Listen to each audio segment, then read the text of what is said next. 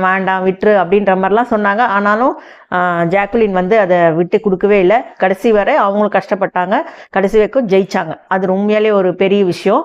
ஏன்னா மஞ்சரியே வேண்டாம் நீ வந்துருன்னு சொல்லும் போது அவங்க வந்துட்டு இருக்கலாம். மஞ்சரியால் ஏன் கடைசி வரைக்கும் அதை பண்ண முடியல அப்படின்னா, எனக்கு தெரிஞ்சு அவங்களுக்கு ரெஸ்ட் ரூம் போக வேண்டிய நெசசிட்டி வந்ததுனால பாவம் அவங்க பாதியில கிவ் அப் பண்ணிட்டாங்க.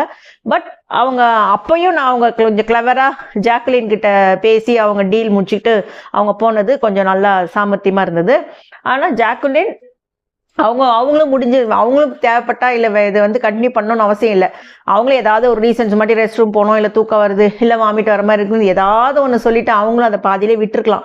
பட் அந்த மாதிரிலாம் பண்ணாமல் கடைசி வரைக்கும் அவங்க மஞ்சரிக்கோசரம் சொன்ன வார்த்தைக்கோசரம் அவங்க நின்றது வந்து உண்மையிலே சம்திங் கிரேட். ஸோ எனக்கு தெரிஞ்சு கண்டென்ட்டு கொடுத்து மேலே வரணும்னு நினச்சது என்னவோ அன்ஷிதா தான். பட் அதில் ஸ்கோர் பண்ணிட்டு போனது வந்து ஜாக்குலின் நான் நினைக்கிறேன். கரெக்டுங்களா?